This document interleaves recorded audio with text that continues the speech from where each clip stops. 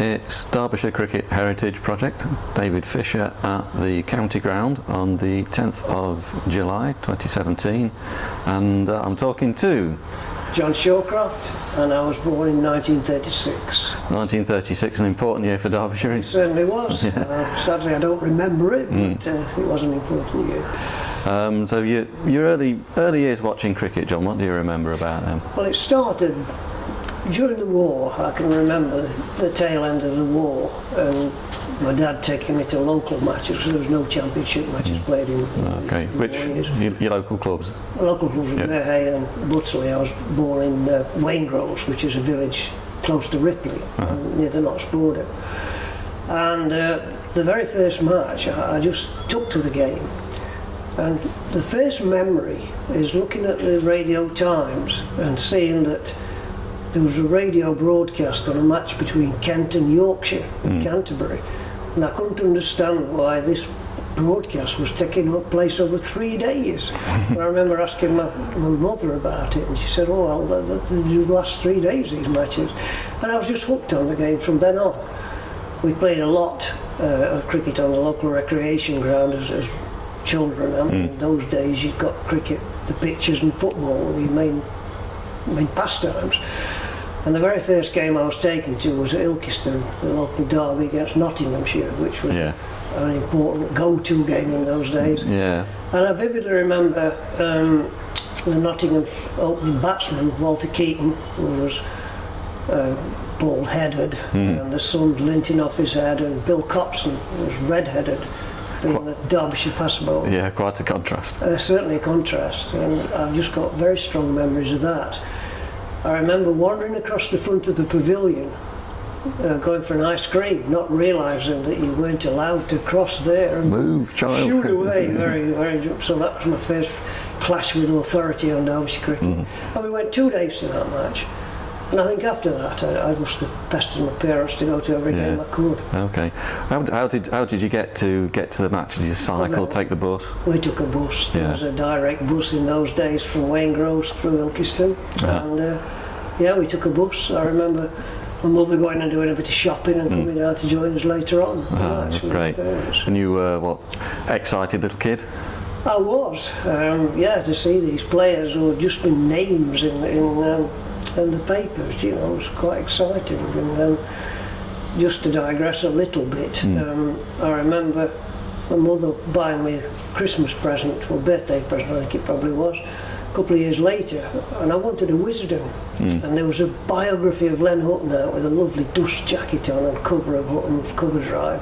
And she couldn't understand why I wanted this great big thick Wisdom, which seemed to be all facts and figures and nothing else. And that was my first Wisdom. Yeah, you like your facts and figures as well as... Well, yeah, I've always been interested in the story of the game and the history of the game, and facts and figures are there as a part of life. But I've never been what you call an out-and-out statistician. Yeah, the facts and figures, they're the props to hang the stories around, aren't they? Very much so, yeah, that's very true.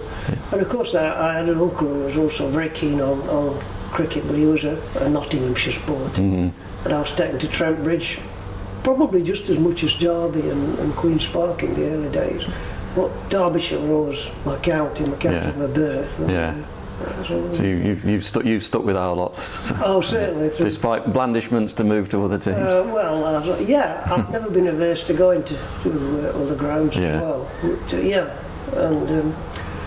But, it grew from there, regular visits to with parents and then with friends later on.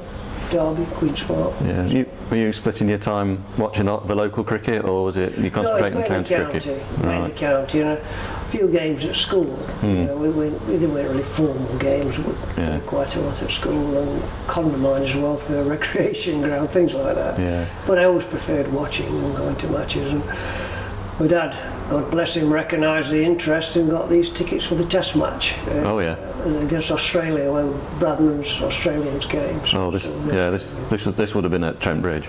It was at Trent Bridge. So you got the bus to Trent Bridge.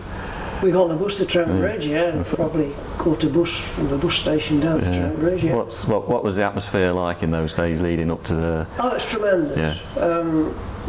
you can get nostalgic about past days. Remember, in those days it was post-war, which I didn't fully appreciate at the time what it meant to people. But there was tremendous crowds at all the grounds, particularly the bank holiday games, where we used to go and see Notts against Surrey at Trent Bridge when Derbyshire weren't playing Warwickshire at Derby. That was on alternate years, August and Whitsuntide as it was. But Notts and Surrey was always played on at Whitsuntide at Trent Bridge. And yes, you got some massive crowds and very basic amenities at Derby. And in those days, of course, you played an equal number of matches at Queen's Park. And whereas Queen's Park today is perfect on a beautiful day, it's not a place to be if it rains. Well, of course, in those days, Derby was not a place to be on, even on a very nice day at its moments. It was much maligned, really. It wasn't as bad as all that because there was atmosphere there and good crowds. But strangely enough, you missed out on the 1948 Australians at Derby. Actually, I remember my cousin going, and I'd be 12 then. I don't know why I didn't go with him. There must have been some reason or other with it. I didn't go. But you did enjoy seeing them at Trent Bridge? Yeah, I saw Bradman at Trent Bridge, and I vividly remember. Caught Hutton bowled Betzer in the leg trap. Okay. And Keith Miller bowled into Hutton and Compton in the evening. That was a highlight as well. Yeah, you were really impressed by this team. They were a really powerful team then, weren't they? Oh yeah, I would imagine they probably rated as one of the greatest sides of all time. England hadn't got a bad side, or they'd no fast bowlers at all in those days. And Bill Edrich took the new ball and couldn't be classed as a quality test opening bowler, fine batsman though he was. Then you missed the Australians, but you were still watching Derbyshire. Oh yeah, I remember seeing the probably the first visit to Queen's Park when Yorkshire was dismissed for 44. Oh yes, and, my dad's got a tale about this as well. Has he really? Yeah. Well, I remember going up there to Queen's Park, and in those days, like all small boys, you kept score, which was a basic scorebook in those days, and quite embarrassing really. I informed everyone around me that George Pope had taken 6 wickets for 13. It was actually 6 for 12, so I must have credited him with a leg by or something. Bowlers won't thank you for that, will they? No, but it was Pope and Gladwin that day, and they were all out 44, and of course rain stopped that game, and otherwise Derby to beat Yorkshire in those days was really a rarity. Yeah, well, there's the tale we often hear now and again of Bob Taylor carrying a bottle of champagne around just for that event. Occasion, Any other highlights of watching Derbyshire? Any of the grounds that you've been to? Yeah, well, Ilkeston was always a special ground, the Derbyshire v Nottinghamshire Derby, and in the mid-30s, 1930s, it was more important really than the Roses games as to the outcome of the county championship, when both sides were in the running for that. And the early memories of it, when you check back at the players, they were all born within a very short radius of each other across the border, you know. On each side. On each side of it. It was the remnants of the 36 side just after the war, with the great players that won the championship in 36 and did so well in the mid-30s. I suppose one match that really sticks in my mind was when I was 18. It was about 3 weeks before I did my national service, and the position was that if Derbyshire won the last 4 matches in 1954, they would be county champions, no matter what anybody else did. And they were playing Middlesex at Queen's Park, and in those days you didn't study the weather forecast. It had been raining on and off for days, and I remember going up with my dad to Queen's Park, and it was absolutely packed solid with people, and yet the memory is of very dark, heavy clouds and saturated rain dripping off the trees. And Jackson and Gladwin reduced Middlesex to 32 for 4, and it rained for the rest of the game then, and there wasn't another ball bowled. This seems to happen in our history a bit, doesn't it? It certainly does. And of course Surrey won their last 4 games, so we wouldn't have won the title anyway. But at that time, I remember coming away thinking, really, that's blown the chances.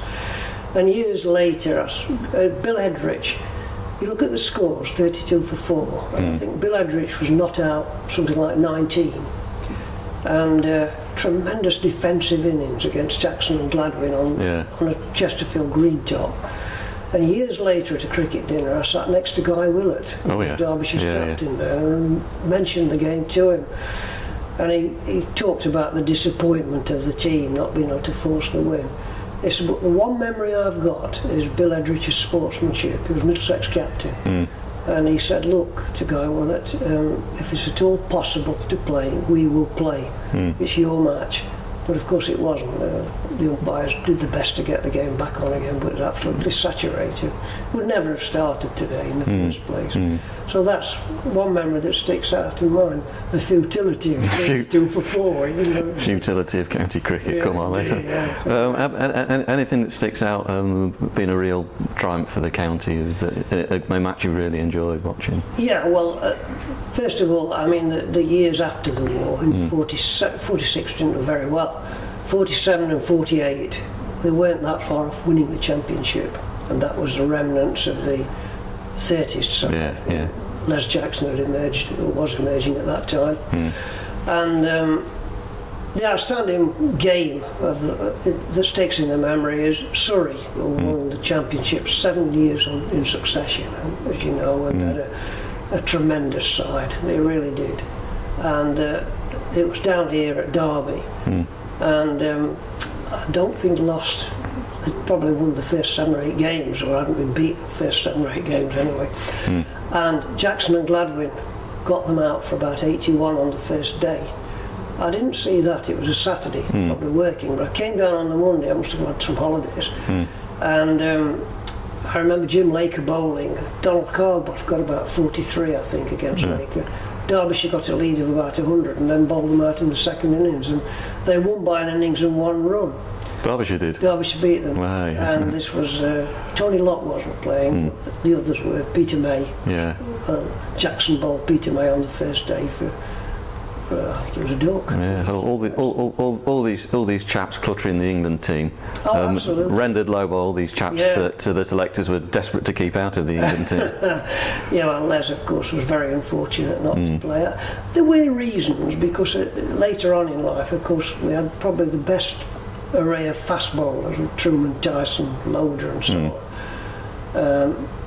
And he was older than these people, but he should have played far more than twice. I think everybody agrees in cricket on that. Certainly in conversations I was lucky to have with Fred Truman, which is unrepeatable what Fred thought about the selectors. And with Tom Graveney, who just couldn't understand it. I've heard that Fred Truman was quite a supporter of Les Jackson. He was a supporter of Les Jackson, but he was very critical, shall we say, to be tactful. Of Gubby Allen and the Test selectors at the time. Right. The matches, the games that stick in mind. I mean, in those days, of course, the bank holidays were important because people didn't get many holidays. So the Whitsuntide and August bank holiday, which was then the first Monday in August, and we always played Warwickshire then, and the Yorkshire match at Chesterfield and the Notts game at Trent Bridge. They were just at Trent Bridge and Ilkeston. They were just unmissable. You always went to those if you could get. They were in your calendar when the fixtures were published. And I think the other thing where you mentioned the Australians in '48, but the tourist matches were very important. These days, the Wheaton sides are played, but it was a highlight then. The tourists were coming. It was the only chance you got to see these players. And more often than not, the county put a full-strength side out.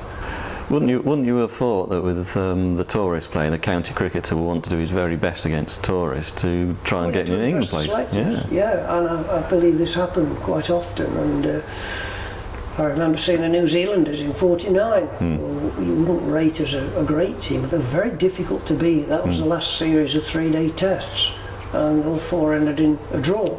That was when Les played his first test match. And what did you think of the New Zealanders? Their actual anyone stood out from New Zealand? Bert Sutcliffe was the outstanding batsman. I've got a memory of a couple of leg glances from Sutcliffe that stick in mind. He didn't get many. I think he got about 24 at Derby. But they were a very strong team. Walter Hadley was the captain. And they weren't good enough to beat England, but they were very hard to beat. Yeah. Did they beat Derbyshire? They beat Derbyshire, but I believe it was a good finish. Yeah. It was an open game. Yeah. Finish, and the South Africans, of course, were always worth going to see in those days. Oh yeah. Who did it? What are your memories of the South African? Well, later on, of course, there was a controversy with Harold Rhodes, no ball, the throw-in by Sid Buller. Saw them in '51 down here. It was my last summer at school, and we half the class decided not to turn up for the last few weeks of school. There were much better alternatives than learning. I remember the class was being taken to a tennis exhibition or something, and we were barred from going to that as a result of taking time off to come to the cricket. So the only time I played truant from school was in '51. I reckon you made the right decision. I think I did. Yeah, okay. Memories of seeing the South Africans, and I remember seeing the Indian tourists in 1952 when they were bowled out very cheaply at Queen's Park again by Les Jackson. Well, you've got some great memories there, and we'll move on to how you wrote about them.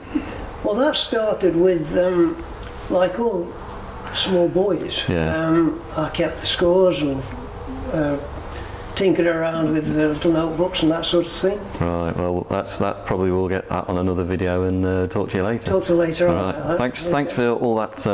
Thank you very much, John. Okay.